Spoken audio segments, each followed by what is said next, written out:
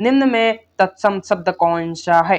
फटाफट से मेरे प्यारे विद्यार्थियों को बता देना है कि निम्न में तत्सम शब्द कौन सा है। आपने तद्भव, तत्सम, देशज सभी जो है शब्द अच्छे से अपनी तैयारी को कर ला होगा।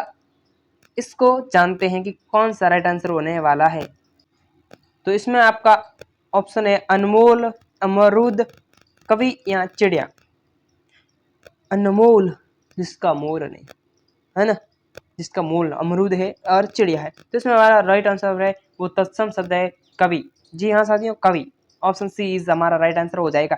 अगले सवाल की ओर बढ़ते हैं मेरे प्यारे विद्यार्थियों। इनमें क्रिया से बनी भाववाचक संज्ञा कौन सी नहीं है? बहुत से मेरे प्यारे विद्यार्थियों ये नहीं है ना, इसका ध्यान रखना, ये बहुत खतरनाक होता है, आपकी जान भी ले सकता है। क्योंकि ये कई बार क्या होता है कि हम जो एग्जाम दे रहे होते हैं तो फटाफट से क्वेश्चन को पढ़ लेते हैं कि इनमें से क्रिया से बनी भाववाचक संज्ञा है पढ़ लेते हैं, और फिर हमारा लगता है कि ये भी है, ये भी है, ये भी है, तो उन तीनों में से कोई भी टिक कर लेते हैं। क्योंकि आपको पता है कि इसका आंसर गलत होगा तो वो प्रश्न डिलीट हो जाएगा।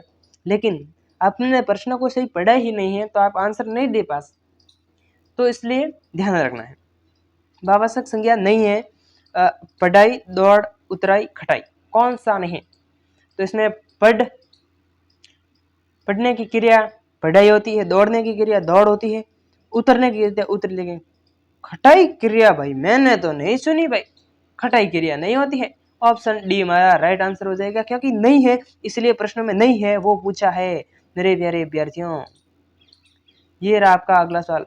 किस वाक्य में मध्यम पुरुष सर्वनाम प्रयुक्त हुआ है? फटाफट से आपको कमेंट कर देना है मेरे प्यारे विद्यार्थियों।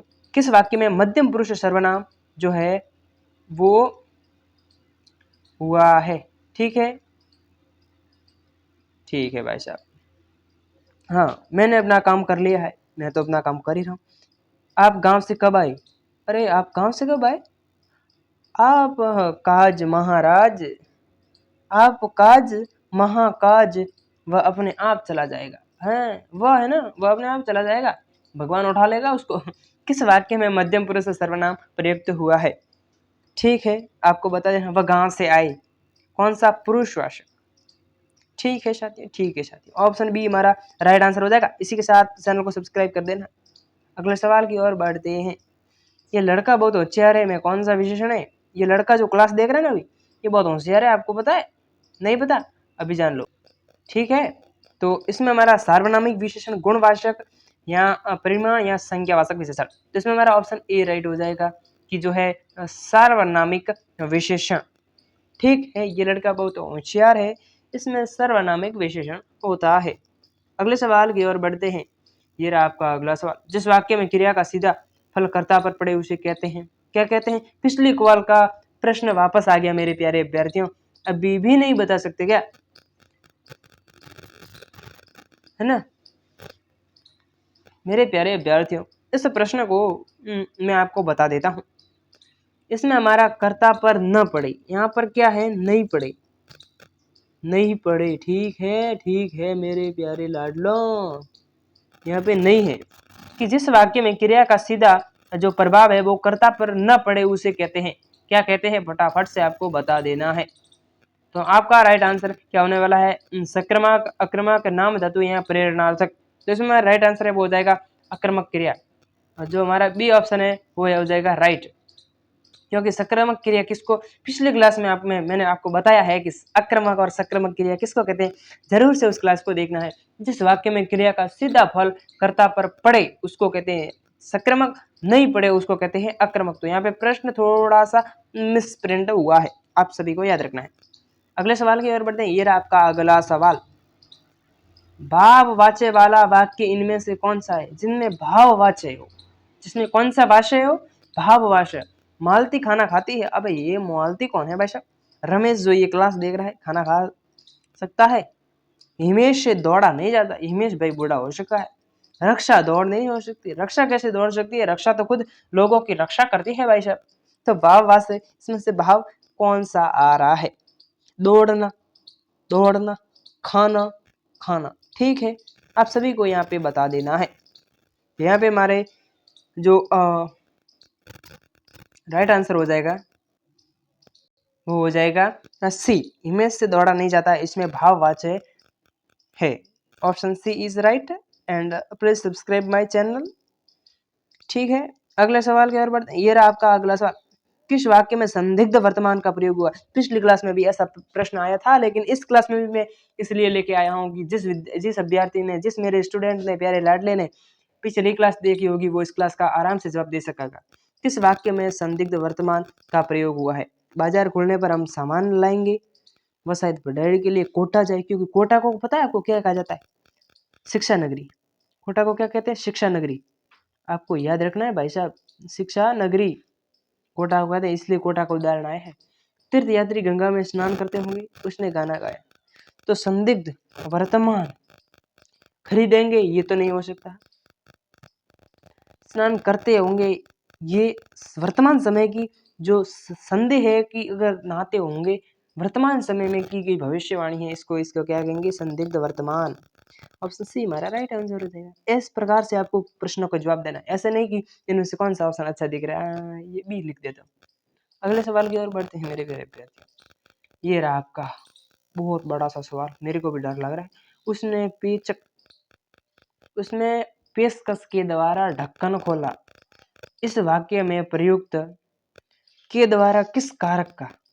मैं आपको समझा देता हूँ, आपको टेंशन लेने की। यहाँ पे जो के द्वारा लिखा हुआ है ना, के द्वारा, ये किस कारक का परसर्ग है, किस कारक का परसर्ग है, उसको आपको बता देना है। तो यहाँ पे हमारा राइट आंसर क्या हो जाएगा? ऑप्शन ए है कर्ता कर्म करण अपादन। ऑप्शन सी करण। ठीक है, ठीक है। अगले सवाल की ओर बढ़ते हैं। पानी में थोड़ा बर्फ डालकर उसे धीरे धीरे हिलाओ ताकि वह जल्दी ठंडा हो जाए। वाक्य में समुच्चय बोधक शब्द है, कौन सा समुच्चय बोधक शब्द है वो आपसे पूछा है। ये वाक्य है आपका पूरा कि पानी में थोड़ी बर्फ डालो, फिर उसे धीरे धीरे हिलाओ वो ताकि जल्दी ठंडा हो जाए। समुच्चय बोधक कौन सा है वो आपको बता देना है। ठीक है, ठीक। तो ठीक है, इसमें हमारा राइट आंसर क्या हो जाएगा? सी, ताकि, जो इन दोनों को जोड़ने का काम करता है। अगले सवाल की ओर बढ़ते हैं।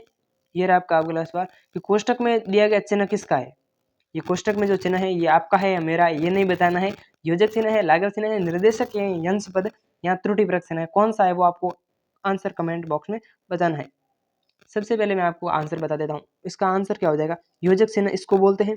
तो हमारा राइट आंसर क्या हो जाएगा? डी। डी हमारा क्या हो जाएगा? राइट आंसर हो जाएगा। ठीक है, ठीक है। अगले सवाल की ओर बढ़ते हैं। ये निम्नलिखित में से कौन सा शब्द है? मैंने आपको बोला था संज्ञा, विशेषण, क्रिया विशेषण, जो उपसर्ग है, प्रत्यय है, कारक है, शब्द शुद्धि है, विलोम शब्द है, पर्यायवाची शब्द है, सभी प्रकार के आपको क्वेश्चन देखने वाले हैं। बस आपको क्लास को देखते नहीं हो, देखो भाई आपका बेड़ा पार हो जाएगा। कौन सा शब्द शुद्ध है? आशीर्वाद, आशीर्वाद, आशीर्वाद, आशीर्वाद, ये तो हो ही नहीं सकता भाई साहब। मैं बोलता हूँ शब्द शुद्धि को आप मेरे हवाले छोड़ देना, बस हिंदी को ही मेरे हवाले छोड़ देना।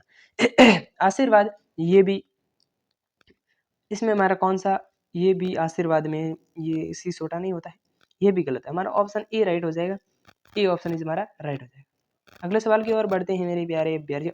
महात्मा गांधी का देश सदा भी आभारी रहेगा, इस वाक्य में किस तरह की अशुद्धि है? भाई किस तरह की अशुद्धि है वो आपको बता देना है मेरे प्यारे विद्यार्थियों। महात्मा गांधी का देश सदैव आभारी रहेगा, वाच्य प्रयोग की पुनरुक्ति की अशुद्धि, महात्मा गांधी का देश सदैव आभारी रहेगा। ठीक है, पुनरुक्ति पदक्रम संबंधित संयुक्त क्रिया, कौन सा है वो आपको आंसर बताना है। तो इसमें हमारा राइट आंसर क्या हो जाएगा? पदक्रम। ठीक है, सी पदक्रम संबंधित अशुद्धि है। ये किस तरह की अशुद्धि पूछा था, सी ऑप्शन हमारा राइट आंसर है। अगले सवाल की और आपका लास्ट सवाल मेरे प्यारी विद्यार्थियों। बालू रेत जो जैसलमेर में पाई जाती है ना, आपको पता है, थार के मरुस्थल में, राजस्थान में। ठीक है, बालू से तेल निकालना, उस बालू से तेल कोई निकाल ही नहीं सकता। शीघ्र नष्ट होने वाली वस्तु नहीं साहब, असंभव कार्य करना हो सकता है, पूर्णतः स्वस्थ होना नहीं, स्वस्थ नहीं होना, बहुत साधन नहीं, ये भी नहीं हो सकता भाई साहब, मेरे को तो नहीं लगा। असंभव कार्य करना यानी कि बालू रेत है, उससे अगर आप तेल निकाल लेते हैं तो आप क्या है? असंभव कार्य करने वाले। जो संभव नहीं होता उस कार्य को भी आप कर देते हैं, जैसे कि सब्सक्राइबर, जो असंभव कार्य आप कर ही नहीं सकते उसको भी आपने कर दिया, तो आपने बालू से तेल निकाल दिया। चलिए चलते हैं, मिलेंगे अगली क्लास में। तब तक के लिए जय हिंद, नमस्कार। अभी तक चैनल को सब्सक्राइब नहीं किया, सब्सक्राइब जरूर करें मेरे प्यारे अभ्यर्थियों। एक बार फिर से मैं आपका नई वीडियो लेकर हाजिर होऊंगा।